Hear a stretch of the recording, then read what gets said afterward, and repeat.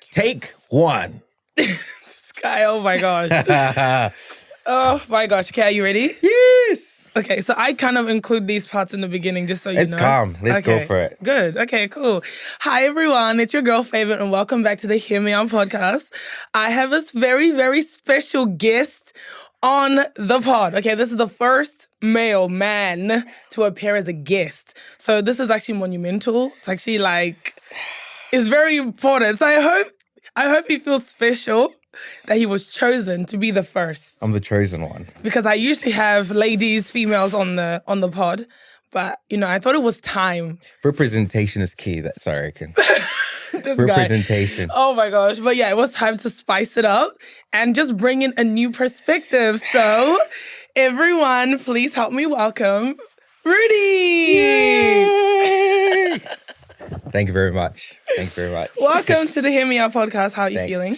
I'm feeling excited. Excited? Finally, I get to be on the podcast of the year with my favorite podcaster. I'm excited. Grow up. I'm excited. The favor. Can't believe I made it into the studio. I like what you've done with the space. I can definitely see your flair coming out. Oh my gosh. Okay. The black walls, the black dress. Not the black walls, the black dress. Really grow up. Okay, do you want to tell us a little bit about yourself? Yeah, sure. So, what do you guys want to know? My life story? Who am I? What I do? Okay, how old are you? Okay. What do you do? Where are you from? Okay, cool. So, my name is Rudi Mazana. People call me Rudi. I am from the best country in Africa, the breadbasket of Africa. Hashtag Zim men are not trash. The coolest country ever, Zimbabwe. I'm just here representing my Zim peeps. And what do? I don't know.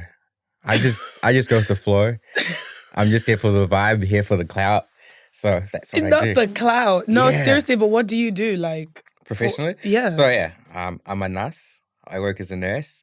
Not a nurse, I'm sorry. I'm a nurse. What? You're a nurse? Yeah, I'm a nurse. And then what else do I do? I'm a child of the Lord. Love to serve in church. I'm the coolest big brother to my little sister, but she finds me really embarrassing. And I'm just a happy camper. I'm always just there for the vibes, living life to its fullest. I love that. Can't complain. But yeah, anything else, ma'am? No, I feel like, okay, well, for the people there, are you single? I gotta look out. Hey! I'd rather, I plead the fifth. That's a very interesting answer. Yeah.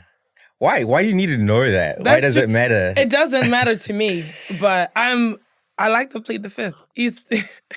A gentleman doesn't kiss and tell. Period. Simple as that. Period. Because, but I'm glad. Okay, so that means he's not on the market. So for those, yes, don't message me after this. Cool. Oh, okay. I'm not on the market.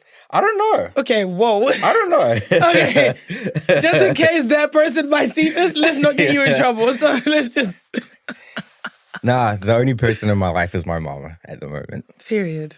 I love that for you. But my dad wants me to stop taking his wife away from him. Do you feel this is so interesting that I'm just jumping into it. But yeah. I've actually, as a Zimbabwean male, do you feel like there's somewhat, not pressure in the sense of your parents are pushing it, but do you find that now those conversations are coming up? Because how old are you? I'm 24. Yeah, so we're the same age. Yeah. 99? Yeah, 99, baby. So do you feel like those conversations have subtly started coming up, at home? Yeah, it's fine. I think with my dad's not been subtle at all, the last couple years. I think once you finish uni and stuff, it's hey, mate. Yeah. What's happening? And it's always the casual. I always love it when dad, he'd be seeing a certain sister at church and then he's like, wow, what do you think about her? I'm like, Dad, come on. Be serious, man. So, yeah, I know, definitely the parents, dad is definitely in my ear 24/7. But, yeah, I think it's, one of those things that have come, he's like, mate, you can't be beaten by your little brother who would be doing, actually, I'm not going to say anything else. But, yeah, but, yeah, it's definitely something that's being swung around more often than not these days. Mhm. Yeah. Random question. Yeah. Is it just you and your sister? No, so there's three of us, the three musketeers. So there's me, my little brother, Matita, shout out to him. Yeah. And then my little sister. Yeah. Okay. Yeah. Because I was gonna say, I swear you have a brother. Yeah. But okay. My brother, he's like the poster boy of the family. He's the one who's out and going, and I'm the one in the back, in the backstage, just chilling. Yeah. I'm the one chilling in the back scene. Hey, there's nothing wrong with that, though. I Yeah. feel like you're still a very important part of the family. Yeah, different. I'm the eldest. I'm the boss. I'm the Literally. head. I'm the head of the empire. Period. Exactly. 100%. Exactly. Yeah. But on the parents like conversation about marriage, I found that when I turned even when I turned 23, those conversations were already happening, and even everyone around me, weirdly enough, okay, you know what it is? After my graduation last year, everyone started I just felt like everyone treated me differently. Like, just because the bride price has gone up. No, at this point, they're like, baby, you know, the bride price has gone up. But like, even just the adults, the way they treated me, and even I think I remember at the Nigerian Independence last year, this young girl, I think she was 14, and she saw me and she knelt down and called me auntie. Damn. And I was kind of like, damn, you old. Yeah, do you see what I mean? And I just felt like even my dad was kind of already saying to me that you need to kind of take this seriously and stuff. My mom, on the other hand, is definitely on that path as well. But she's more on the length of be praying. So she's this is the season for you to be praying and fasting more about your future marriage and what you want the Lord to do in that. So she's not just go and date everybody. She's of course, talk to people, all that stuff. But she's more focused on my spiritual stability for that when that time comes. She's like, you guys have more access than we did. She's like, you know better. True. So so right now I feel like I'm in that season of of course you want that, but I'm very, very focused more on my prayer. Fair and enough. all of Fair that. enough. Cause I think it's different. I don't think it's okay. It shouldn't be different for guys and girls, but I think in our communities it just is women are more not necessarily pressured, but we are more for us it's more prepping. For y'all it's more seeking out. So it's not to say you don't have to prep yourself, but you're more to the conversations are oh, look at that person. What do you think? Because you have to choose at the end of the day. But, I mean, girls can always choose. We do have to choose though, because we have to say yes, right? But why can't we switch the narrative around? Okay, we're not doing this on this podcast. We don't do that here. I'm all about women empowerment. No, I'm not an advocate for that. We don't do that here. That's not biblical, so we don't do that here. Man, I want to be sought to. I want to be courted as well. No, that's not biblical. If the woman courts you, then she wears the pants. So, I mean, we can always change pants. No. Why am I saying no? Do whatever works for your relationship. As for me and my household, there's one way of doing things, and we don't do it that way. Period. Fair enough. I agree. Yeah, but that's not even what I wanted to talk about. Okay. Back to topic. Tell me about your item song of the week or pod whatever of the week. Oh, so I think, to be honest, I don't know if I have a particular song because I always just go on Spotify and I just go. What's your playlist like? Tell me. What music do you listen to? It's mainly Christian. It's always funny, especially if I'm with work colleagues and stuff, and they're like, "Yo, can you put on a playlist or mates?" And I'm like, "I'm not sure if you want it. It's all Christian music." And they're like, "Yeah, sure." But pretty much yeah. Apart from the couple, obviously my boy got married a couple weeks ago, so there's some cool songs I had on Shazam. And you're like, oh, what is that song? But otherwise, most of them, they're all Christian music. Christian in what sense? Worship, Christian rap, Christian drill? What is it? Anything. These days of late, I was feeling Afrobeats, a bit of African. Limo Blaze? Yeah, Limo Blaze. I've been feeling... I quite like Caught Out music. He's pretty dope. Caught Out music is really nice. Have you heard Marizu? Yes, it's fire. Oh, his his I don't albums? know. He's got his own flow, which is amazing. His voice, and it's just the way he does his runs. I'm nice. But I don't know if I have a particular song, but also I've been listening to more podcasts or more. Would you call sermons podcasts in a way if you have it running in the background? So some sermons are put on Apple Pod, and Spotify and stuff. I'm really feeling my homeboy Miles Monroe. So I've been yeah. He's got some I feel like every time I've been having a couple of his sermons on replay, and it feels like every time you listen to it, it's something different. You get something else. Yeah. So I've had him on replay, and obviously I came back at a conference, a church conference, a couple of weeks back as well. So I've also had, man, the preachers, they were crazy. Like some of the sermons were like, wow. So I have my favorite preachers, favorite pastors from that conference who I've just had on Rudi, just listening to the word, immersing myself in the word of God. Period. The word. Do you know what? That I find that like, obviously, okay, and this is like, I always say this even when I'm talking to my friends, when people, you're like, dang, they're like on fire for the Lord, I'm going to take it as face value because obviously like even, some people might do very Christian-y things, but their heart is actually far from God. Exactly. So my assumption is that your heart is with the Lord, but that is, I don't see that often, especially with guys. Fair enough. Even though guys can go to church, I don't always see that commitment like outside of like the tradition or the practice of going to church. How are you feeding yourself spiritually and mentally like outside of that? And I feel like this is like, I'm not saying this as a verbatim statement, but I feel like anyone who immerses themselves in Dr. Miles Monroe is trying to be great in their life because the Lord has definitely. Yeah. Like Miles Monroe, I feel like he was a gift, one of a kind, and even though he passed away so many years ago, the purpose God used him for still lives to this day. Literally. And I feel like some of his stuff that he teaches is very timeless. Like some of the sermons I listen to, they're like 10, 20, 30, some of them older than I am, but you see that they're so applicable to this day and age that we live. And I think it's quite important. It was quite good because pretty much like what he teaches is not something new. It's like from the word of God. So it reinforces like the word of God that's there, and you realize that there's so much you can get from the Bible and stuff. Yeah. So Miles Monroe, he's a G. He's good. I need to be disciplined, and I want to read his books as well because I know he has like a lot of like very impactful books. So I need to like discipline myself more and like immerse myself in that because like I said, I'm at that stage of my life now where like I think after graduating and working, like I said this to my mom. And I know for some people, they're like, okay, we get it. This is so like such a favorite thing to say. But I want to be great in this life. And what I mean great, like great in the kingdom in sense of like, I don't know if it was him that said this, but I remember I heard a man of God said that he had heard another man of God said, Lord, when I leave this earth, I want to leave empty. Yeah, it is Miles Monroe. It was. Yeah, because, oh man, there's this sermon he talks about, because I think that particular sermon he was studying, like, where's the most richest place in the world? Is the graveyard? Yes. Witnessing about because there's so many books that could have been written that weren't written. So many ideas, songs that could have been written, but people like died with those things, and it stayed in the graveyard. Exactly. So I think I don't want to be part of that statistic. Like I genuinely want to leave empty. Yeah. And I think as a young person, what would it take to get there?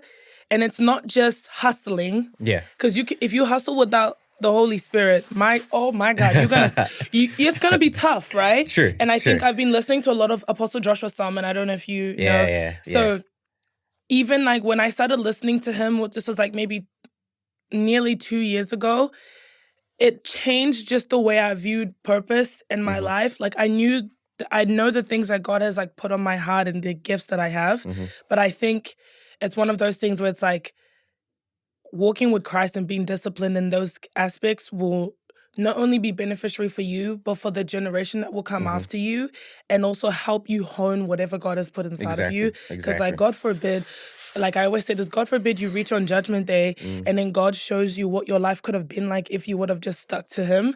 And that's horrible. I would hate for God to be like, you could have, and I would have healed this and delivered this. And imagine, this is horrible. Imagine people on the day, like Judgment Day, going, wait. Yeah. Weren't you the person that was meant to help? Like, man, me and my mates always joke. We're like, we can't wait to see the highlights reel on Judgment Day. You can't. Yeah.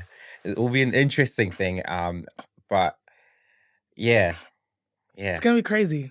It's gonna be crazy. But I'm glad that you're doing that because, like, no. It's like, so yeah, not that you need my like confirmation or anything like that, but it's just like hearing that and hearing like a guy, because I'm used to women. Yeah. my circles are full of women who are very devoted, very disciplined, and like it's very uplifting. Like they don't play with Jesus. Like, so I love being around that. Oh, you know, we can be fun and stuff, but like they're very serious, and that always convicts me to like, push. I watch how my friends serve in church. I'm like, I gotta push deeper.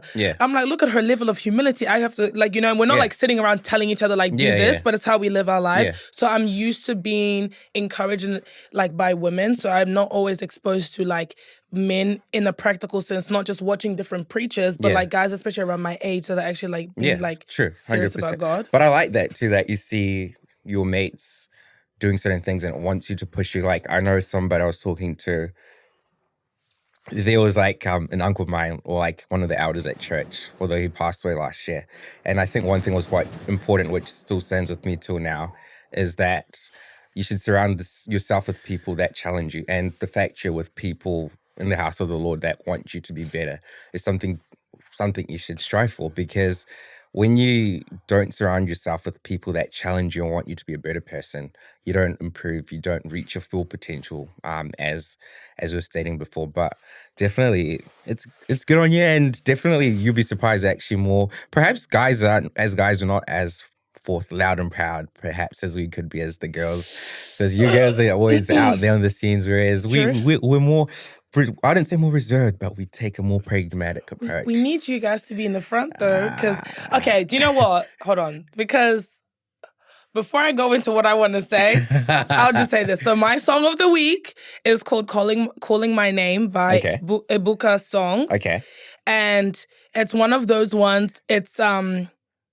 I when I heard it on, I think I saw it on like a reel, and then I looked for it on Apple Music, and it's been such a chant for me, because it's literally like saying like, so he's saying like, I'm a soldier in the battlefield waiting for my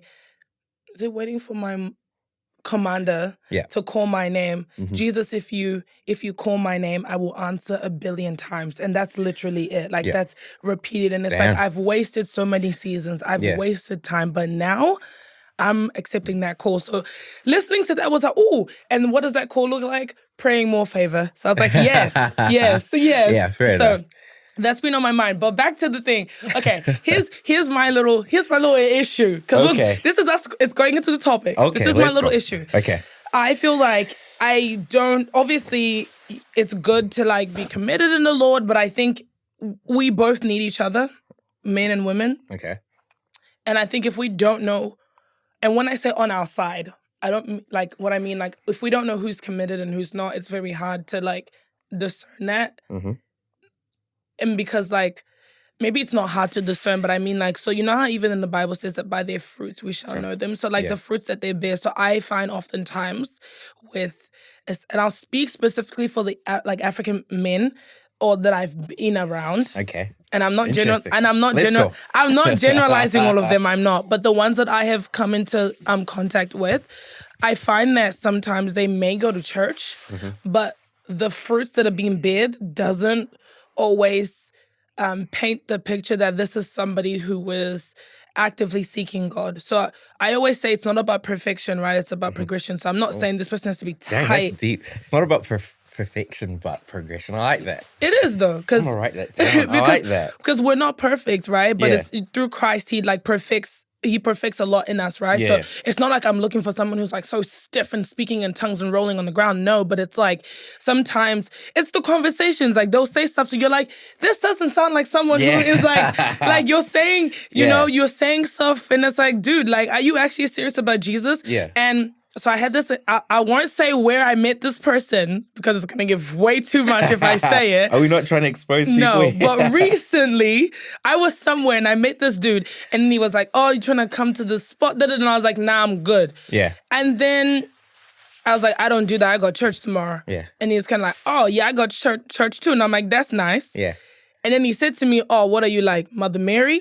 Damn. And that just told me everything I needed to know, because I've never really met someone who was on fire for Christ. And I said, I ain't doing that. And they'll be like, oh, what are you like? Nobody would assume that. They'll be like, oh, I respect that. Yeah, true. Oh, true. Good for you for being disciplined. I'm still on my journey. But I can respect that. But if you like now making jokes out of me being committed, I'm like, bro, your mind is far from Christ. I'm so sorry. That's crazy. But hey, there's room for progression right there, bro. Period. Exactly. There is, but just not on my lane.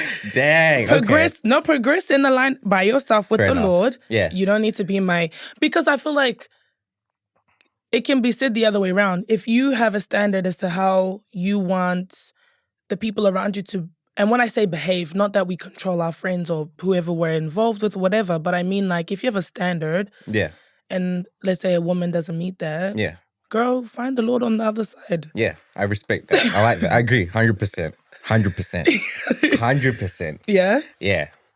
I think that's fair. That's a fair analysis. And like I'm not putting all men in the same bracket because I haven't met all of them. Where have you been finding these men, these Everyone friends of yours? says that, and it's actually irritating because I'm like, I meet them at conferences, Christian camps, or know them through somebody else. The African community here is not that large anyway, so it's not like we have a huge plethora.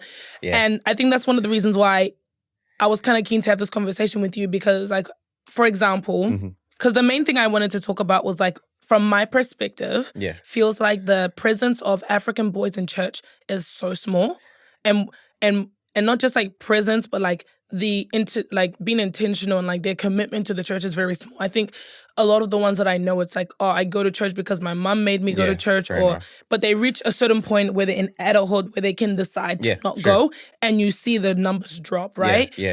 But like I'm saying, that's my perspective from what I've seen, and I'll give you an example. At my church, this is quite sad. At my church, even though it's a small church, we have.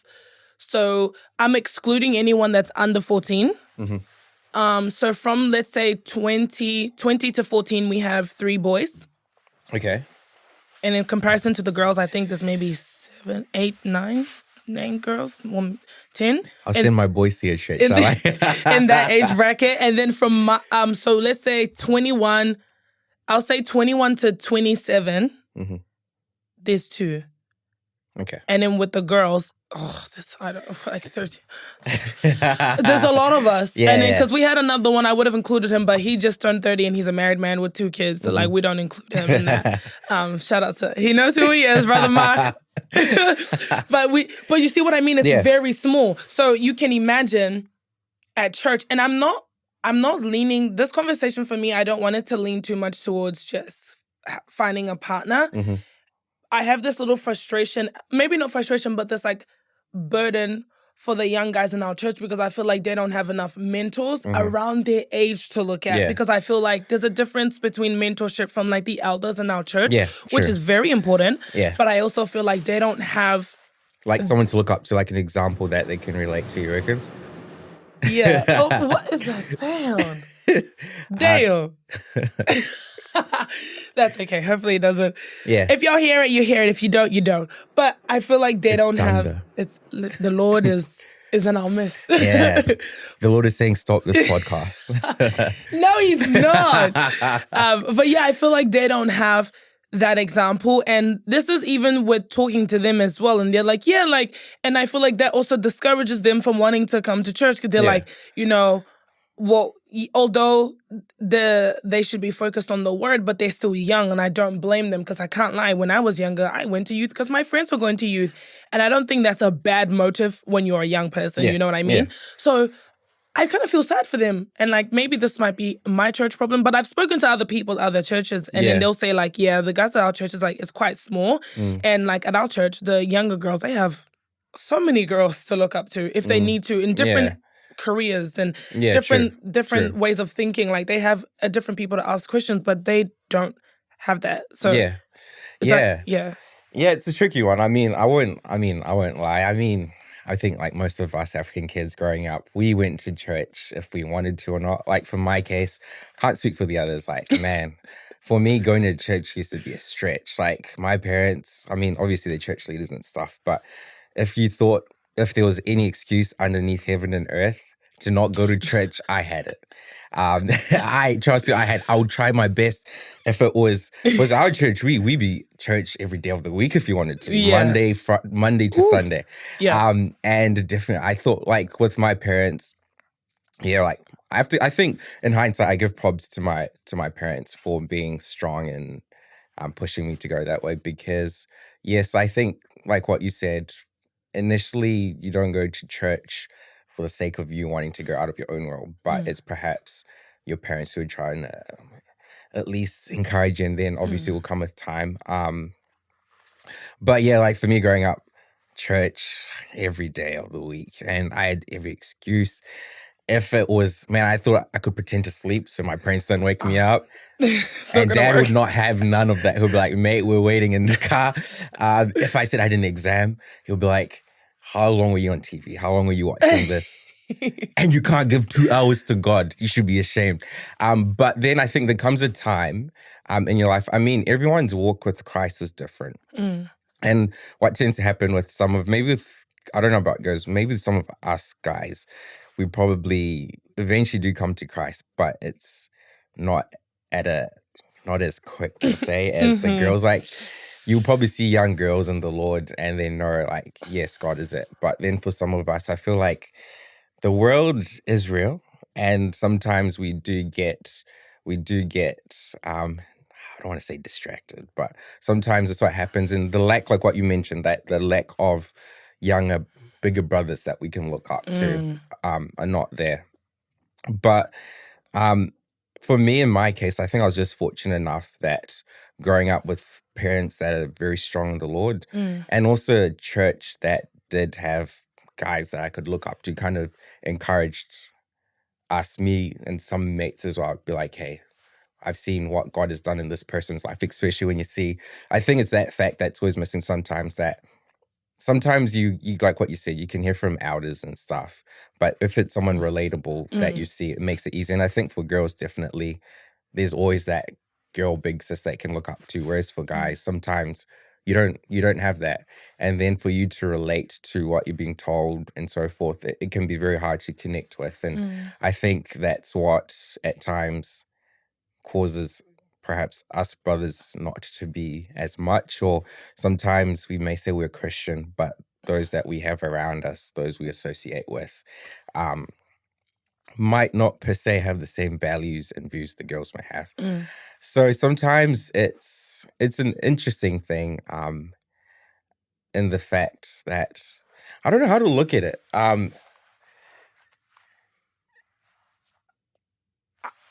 Yeah, I don't know how to do it, but I guess at the end of the day, we all have our different walks in Christ, and I guess girls have been more lucky enough than. Do you know what? What? Okay, because as you were speaking, this came into mind.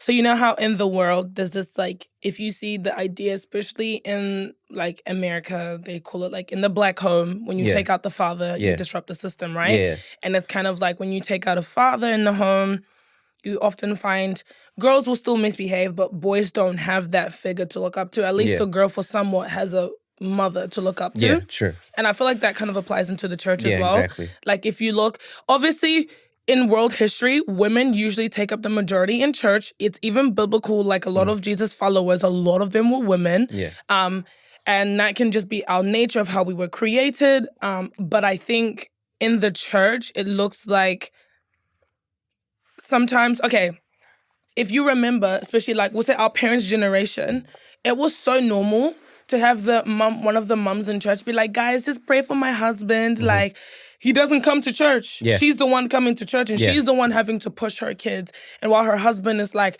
not coming to church, not devoted, not the spiritual head of the family. He might be the physical head of the family, but he's not the spiritual head. Yeah. Ooh, and I feel like lack of a spiritual head is more dangerous than it's like, maybe not more, but I feel like it's as dangerous as not having a physical like head of the family, because now the mother is the one doing it. So the boys are like, well, if my dad doesn't have to go to church, why am I going to church? So then what happens with that as well is in your church, when it's only 3 dads or 4 dads, or it's not your dad, but it's your uncle, and you're cool and all, but he might also not have the time, because again, being an immigrant, our parents are working, so they're busy. They might not have the capacity to sit us down and now have a conversation with us or encourage us the way that they might want to. So sometimes the best way they know how is to be sharp. They don't know how to maybe, they'll be like, don't be stupid, and then because they don't have time, but they're trying their best to communicate something to you, right? But I feel like that is, something has to be done about that, because what's happening is that's why you have this thing of they ain't nobody. And we can't just say it's because people aren't having boys. That's not true. There's a lot of them, and and that's not to say women aren't in the world. They are in the world. A lot of them are. But it's to say that when you look at the numbers, it just doesn't it doesn't look like kingdom. It's not looking like the kingdom of God, like, you know, in the sense of like that nice even number. And I have this kind of like, because I don't have like a younger brother or anything, so I can't, you know, but if I did, like, oh my gosh, because like even one of the kids in church, like, love him, he's amazing, but sometimes I'm like, oh my God, like, I can't exemplify. I can only show him what it's like to be a good Christian woman, but I don't know how to I can't show him what it's like to be a good Christian man. Yeah. And his father doesn't go to church. Yeah. So do you know what I'm saying? I get you. So who's going to be that example for him? Yeah, I mean, it's a bit of a tough one. I think the one thing, if you look at boys' nature and girls' nature, I feel like when there's certain things that brought forth girls, women are usually more receptive.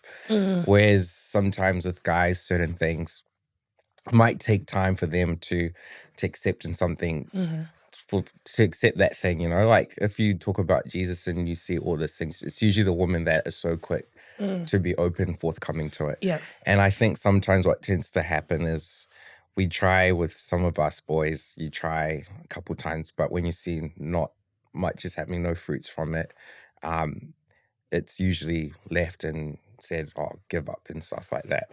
So I feel like with the guys, I feel like with boys, probably there needs to be a different approach, maybe a more long-suffering approach taken per se. Because, yeah, like even when I look at myself too, I feel like, I mean, I'm not the finished article or anything, but it's been a process. And that takes a lot of time, nurturing and growth. And sometimes moments where you do stagnate and you have to restart and stuff. So I think with the guys, I think perhaps is the lack thereof, perhaps that nurturing kind of spirit.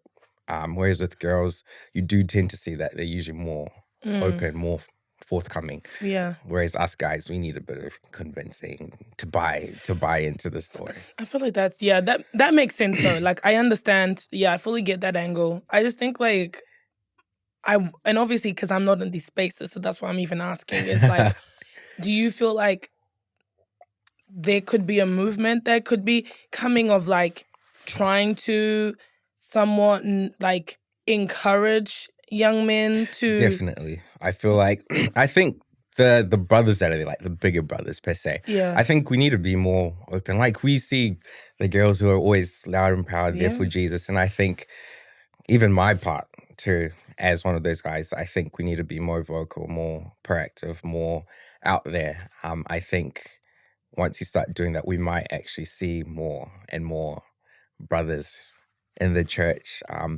But perhaps it's change that we need, a different approach that we need to take. I reckon. I think it needs to be like a different approach. I think also what could happen is it's okay. Again, I think it's the lack of spiritual it's like spiritual fatherlessness that exists in a lot of homes. Yeah. Because at the end of the day, we can do all of that, but I think you go home to your parents.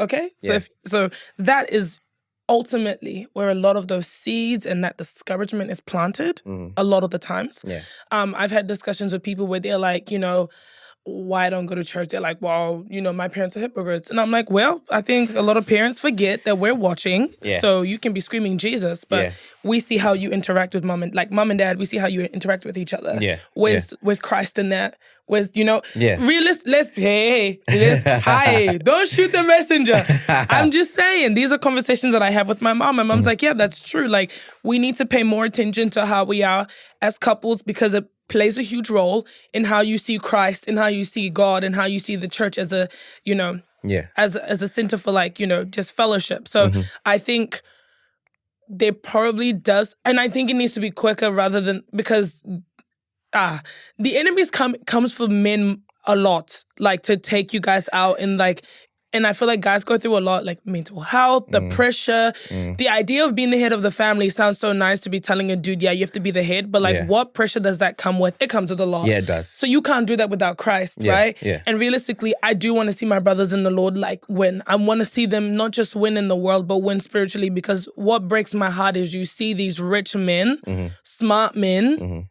die like my pastor always says, die like a chicken. Damn. Like, no, realistically, you just gone. There's you did all this, Christ, you know, like you didn't put Christ at the center of that thing. You now we have divorce rates being very high and all these different things. And And I think, again, it's the way the world is structured, obviously, you know, with conversations of men are not always given the privilege and the space to be vulnerable. Mhm. What does vulnerability look like for a man? I think sometimes we expect men to be vulnerable the way that we are, and I don't think that's fair. Like, Yeah. I think we're different. So what's vulnerable for us might not, like, how we express our vulnerability might be different. Sure. And I think, like, we need more of those conversations of, like, allowing y'all to have your way of expressing your vulnerability and all that.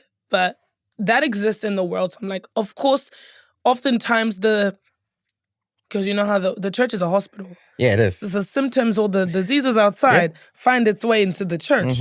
And sometimes if we don't do the work of, like, checking that, it stays in the church sometimes. Not all churches, sometimes. And I think, like, I don't know, I'm like, what are you gonna do, Rudi? Because I need you to do something. Because I'm watching my younger bros, and I'm like, damn, like, I'm worried for them. Cause I wouldn't like to, like, even to, obviously I have, like, little brothers and stuff in church, or even little cousins that you see.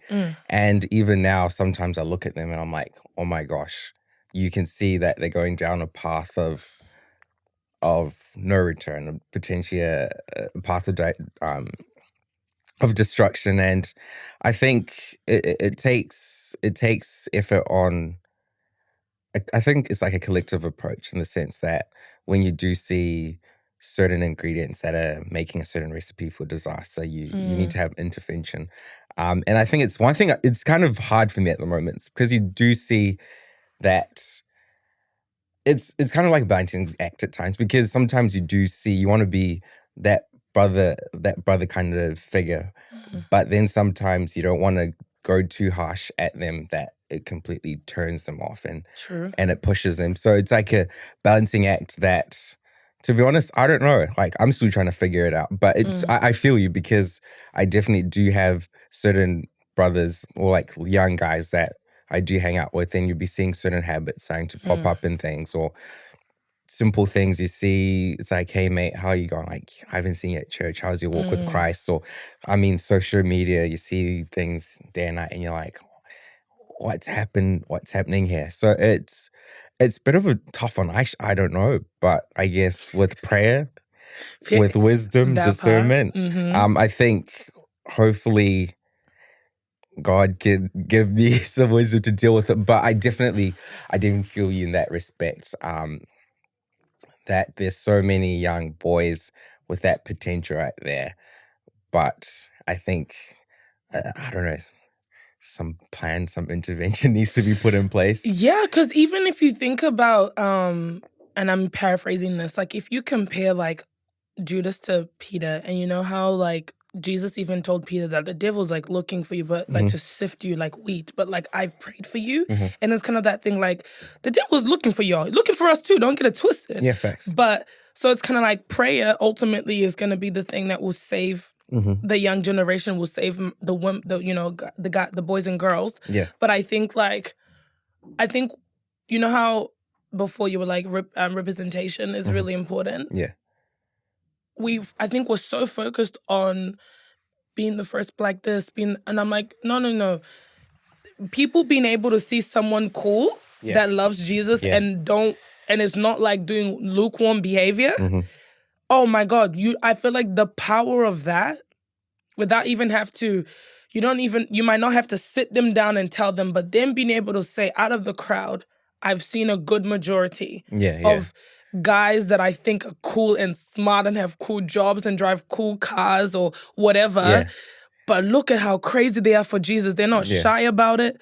They'll talk about Jesus in every conversation. I see how they speak to women in the church. I see how they speak about women out there.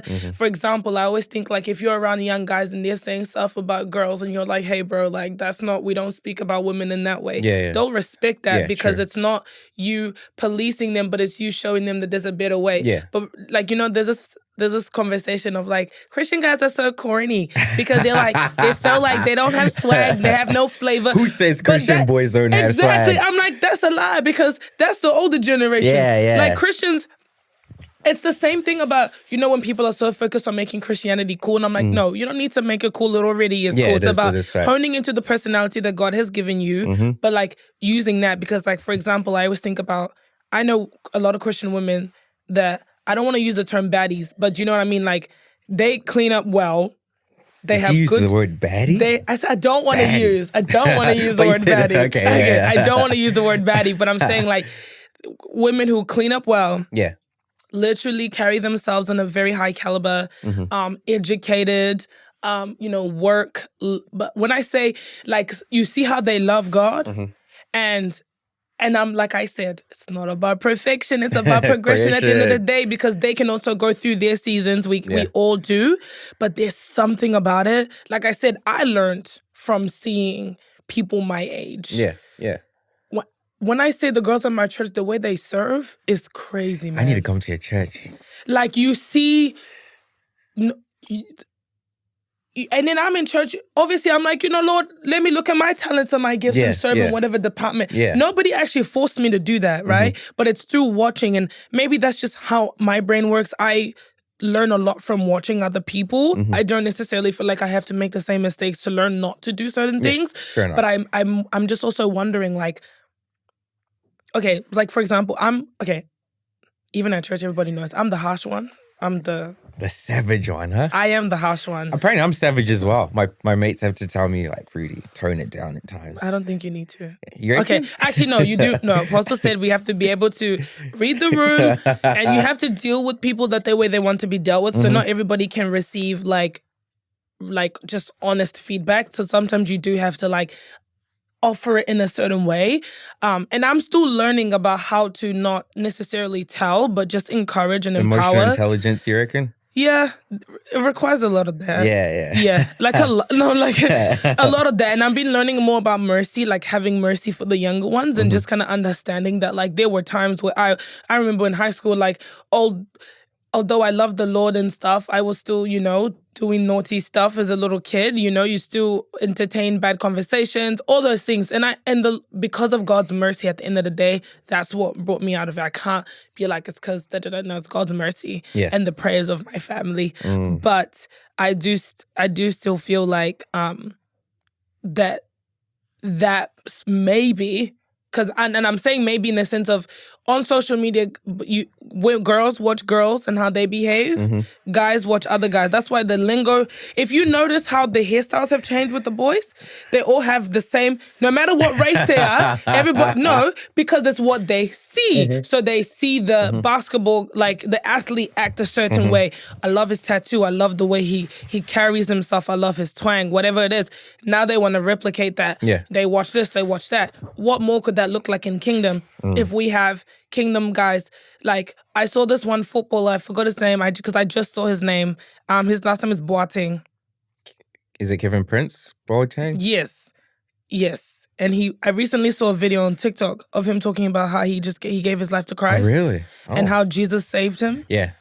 Come on. Yeah. Do you know what that's gonna do? Like, him being on the pod, talking about Jesus. Yeah. And that's not to say that, because he just gave his life to Christ, so I'm sure God is still doing things. But even he said, he goes, I was sinning, drinking and all that stuff. I'm like, say it for what it is. Yeah. Because we have too many people like, oh, no, but I feel like this is okay. Like, and then, do you know what I mean? Like, I feel like we need more of that. Like, perfect examples, like if we look at celebrities, Justin Bieber, the way people reacted to him when he came to Christ. Kanye, I mean, were they still walking in the Lord? He's still finding himself. We're praying for Kanye.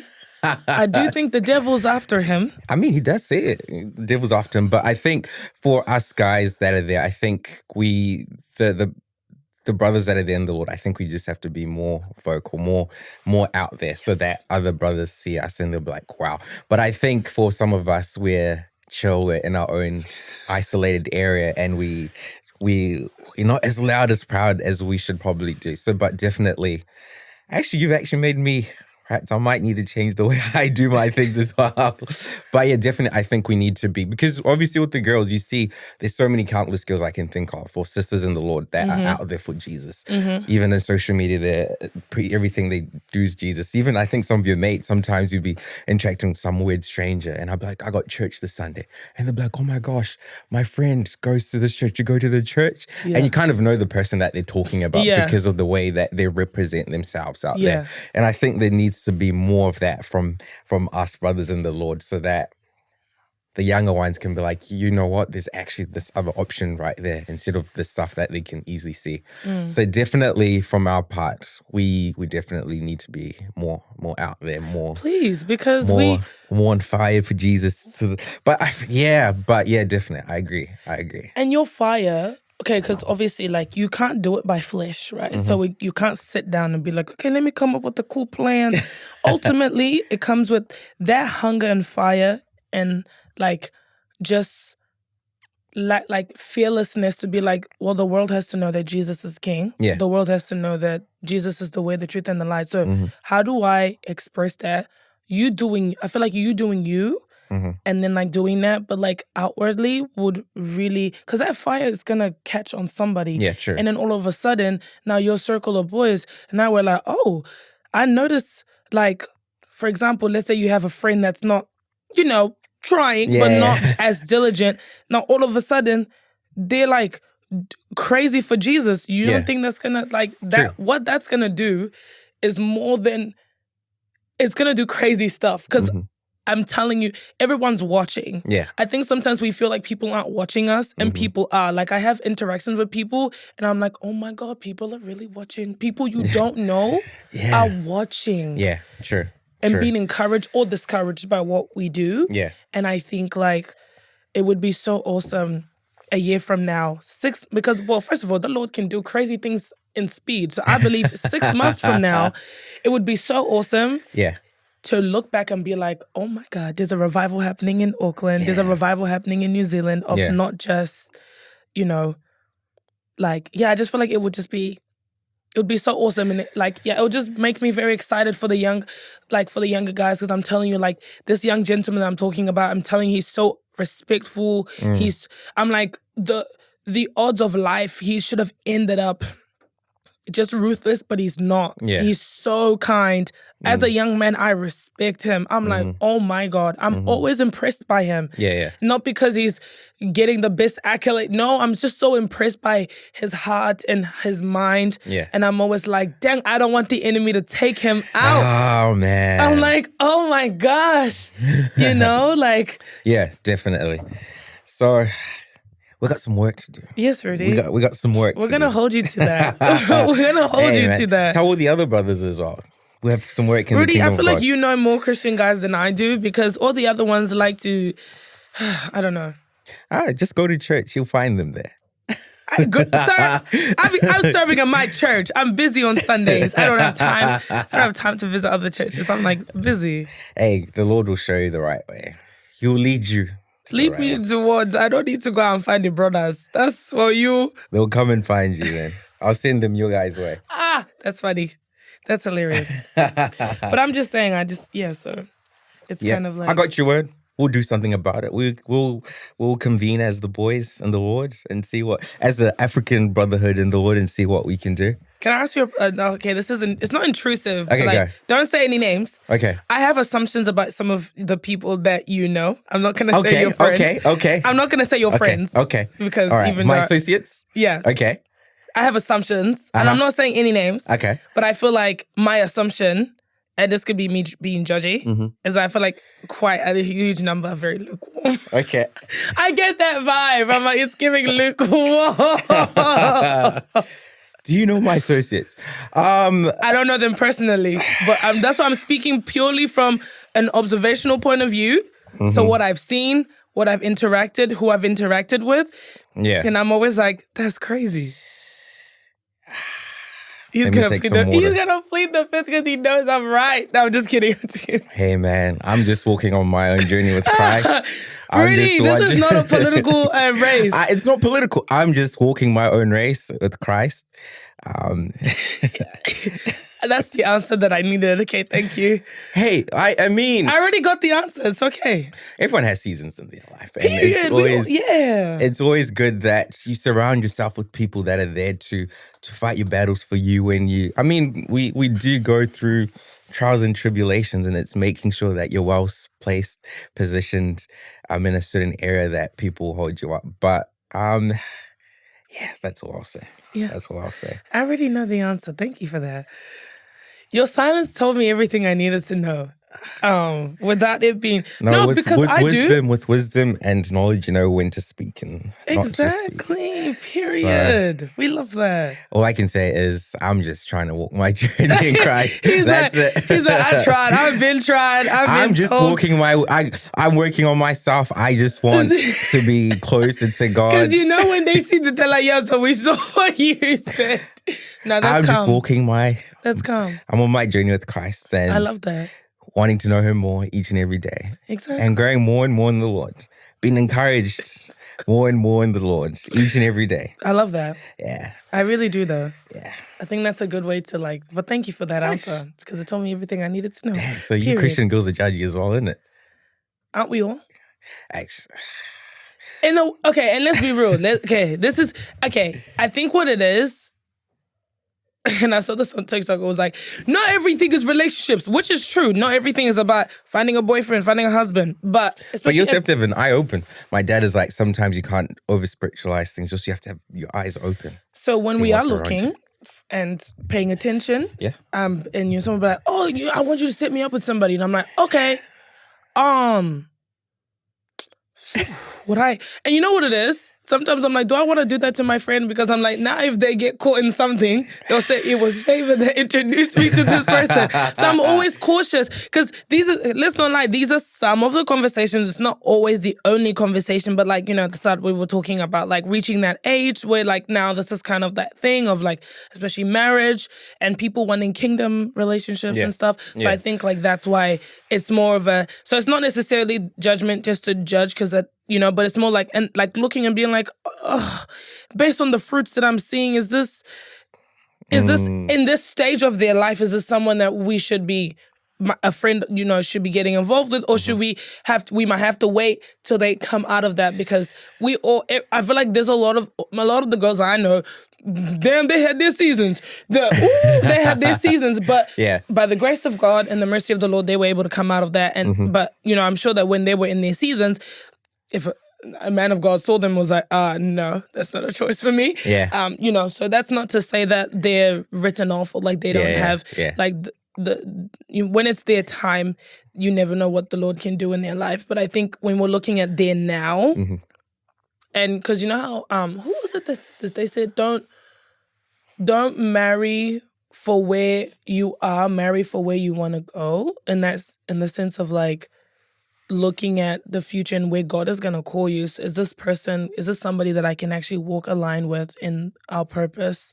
And I think there's some people. That's an interesting thing. I was actually talking to someone about something similar yesterday. They said the complete opposite. Oh. Don't look at where something's going. You look at where things are at now. That's an interesting take you have. I disagree with that. Why? Explain. Well, okay, firstly, I heard a man of God say this, and I kind of thought about it myself, and it kind of does make sense. It's kind of this thing of like, so I'll just use an example. So like if I know that I'm gonna, let's say if I feel like I'm called to ministry, now I can have a dude that's like,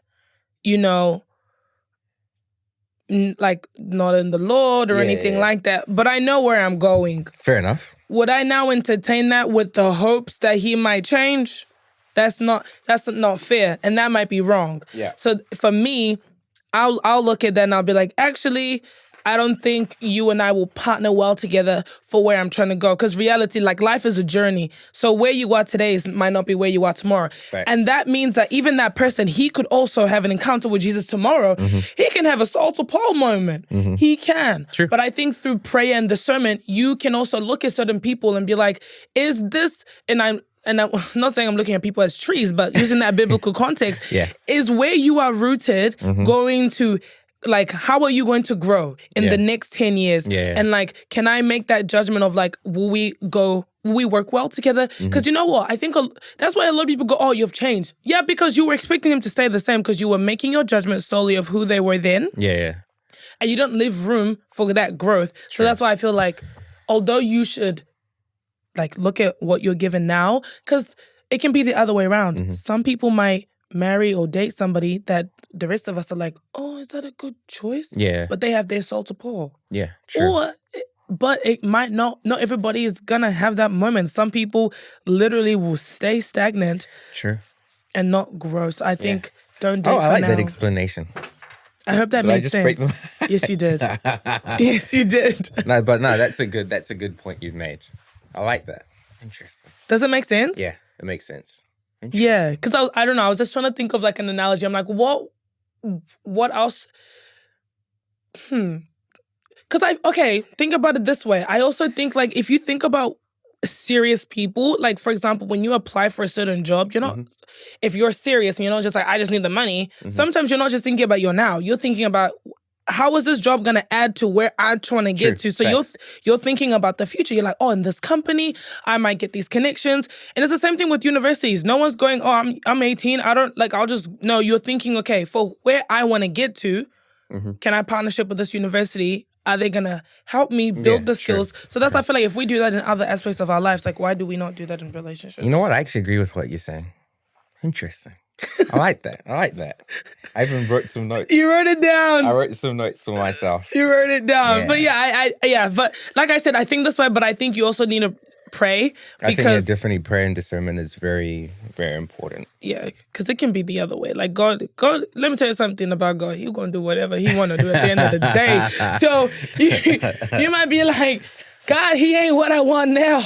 But the Lord said, I'm going to make him something tomorrow. Exactly. So, but that's why, because you know how the conversation about money always comes into it. Yeah. Like, do you like... Why be girls be asking how many zeros do you have at the end of your bank? Because let me tell you something, that's none of my business. If you're not my husband, that's none of my business. Yeah, interesting. I personally don't think that's... Because I also don't... I'm like, imagine a man being like, Favor, how many zeros do you have? I say, is it your business? I have a job, I work. Like, I'm not really focused on, like, looking out how much. I think financial intelligence or no. What's the word? There's a word. Oh my God, I can't think of it. But I prefer somebody knowing what to do with the money rather than just having the money, because I feel like you can meet somebody who has 10K cash, easy. They lose that money tomorrow because of a lack of discipline or just not knowing what to do with their money. Yeah. So I think I can work with somebody who might not be Bill Gates right now, but has the means and the drive and the intelligence and the understanding and the discipline to get there. Yeah. Like, so I think like, but that's that thing again, think about the future. Because you can meet someone who's ambitious, but like if they're not doing anything, like they might be like, oh, I really want to do this. They might be a talker. And I'm like, look, I'm seeing a lot of talk. Yeah. I'm not seeing a lot of walk. Yeah. You might have to walk the other way. Yeah. Because, but we can work with people who might not have everything right now, but damn, they're working hard, they're seeking the Lord, you're like, you know what, I can actually trust this person because I do believe that the Lord will intervene and like this person will grow. And you can trust that. Yeah. But like the prayer and discernment. Yeah. Don't want to be wrong.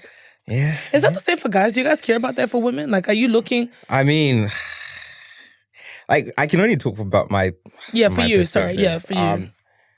You're talking about relationships, right? When it comes to looking for women. Yeah. Like, do you care if she has a job and all that stuff? Nah, I'm not too bothered. I think the other stuff, the nitty gritty. Guys always say that. The nitty gritty. Like, for me, when I look at it, it comes back to values, and because anything that you do, core values, principles must all align. Otherwise, if they don't, down the road, there'll be chaos, even if you have money or not.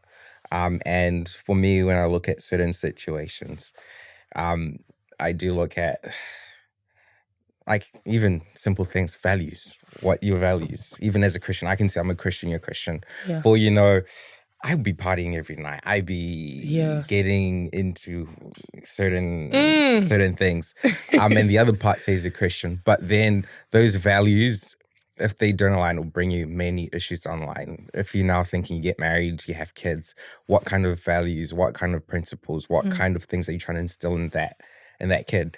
And if you don't have those principles, core values that align together, you're going to have issues down the line. So for me, at the end of the day, it comes down to making sure you have a strong foundation, which is one, God-centered, core values and same beliefs. Other things can come after. Obviously, there's obviously there's a fleshy stuff that might play in part, but by the end of the day, it's always about values. The fleshy stuff. Because you want a baddie. Forces of attraction. But hey, it's not about the looks. It's about, at the end of the day. Please shut up. Like, we all know that's a very important part, because if she looked like a tree monster, you ain't gonna be. You're not. Come on now. Come on. Rudy, don't do that. Okay. Rudy, don't do that. Don't try to be political. You're doing the whole. I'm not being political. It's not. I mean, it does play a part to a degree. It plays a huge part. To a degree. To a degree. Rudy, I just know for a fact that. To a degree. Rudy, you're not gonna. The likelihood of you even entertaining a girl that you don't find attractive. I'm not talking about the boys finding her attractive or the world saying, you have to be attracted to your wife. Obviously. But then attraction... If she makes you want to vomit... You might be attracted to the personality. It depends what the force of attraction is. True. But if you're speaking about someone's appearance... You have to lay with your wife, sir. I mean, forces it's biblical. Of nature... Be fruitful and multiply. Yeah, but I mean, come on, it's human nature. I'm pretty sure if you were to put a man and a female together... isolated for a year, if they're the only ones, they will eventually... If she's a tree monster, they will eventually connect somehow. But it depends what the force of attraction is. And I'm just saying, I don't know, other guys' attraction might be... I mean... But for you, it's not. It depends the force of attraction. There's certain forces of attraction that are stronger than the other.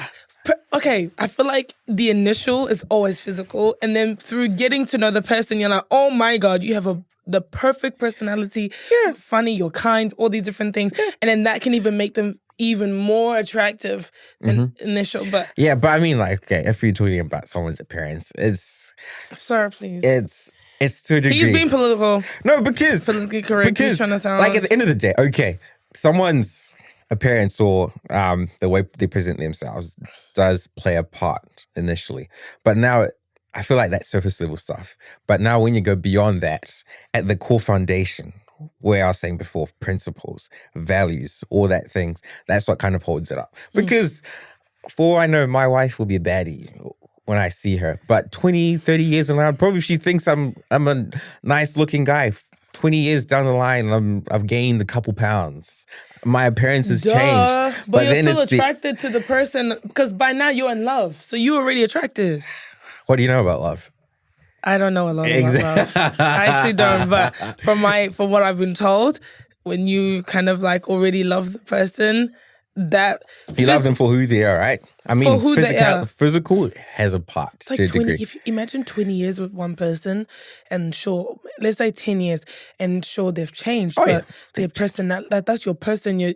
Especially if that's your wife, you've made a commitment. So yeah, I mean, if it's 20 years, you guys have grown together, you've become bonded. Do you know what I mean? One. So that's fine. But the initial, I mean, okay. Okay, so let me present to you. No, now I know. If I ever show you a girl, you say, "Oh, not my type." What do you mean she's not your type? You said you don't care about looks. Wait. No. That's do you see how you caught yourself? Because that's how we know you were lying. You're using my words against me. That's not what I said per se.